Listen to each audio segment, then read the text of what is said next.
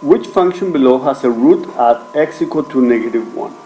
So they're asking you which one has an x-intercept or a root of -1.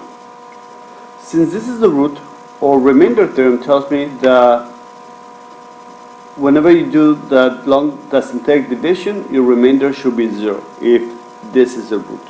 So let's try the first one. One of the first things that you should notice is that we are missing an exponent. We have x to the third, but we don't have x squared.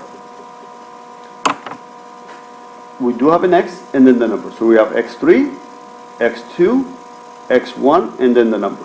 So let's go and write down the coefficients. We have 2, 3, 2, 0 for the x squared, 3, and then the 1. And I'll place my long division, and I'm going to let x equal to -1. And then I'm going to go through the process. You start with the 0, and then we add. -1 times 2 is -2. Then you add. -1 times -2 is +2. Then we add. -1 times 5 is -5. Then we add. So notice that your remainder is not 0. So therefore, for this function, -1 is not the root. Let's try letter B. One of the first things you should be able to check and see if we are missing any exponent. This is to the 4th degree, x to the 4th. Then we have x3. We don't have an x squared, so I'm going to have to place a 0x squared. So let's go and write down the coefficients. We have the 2 for the x to the 4th.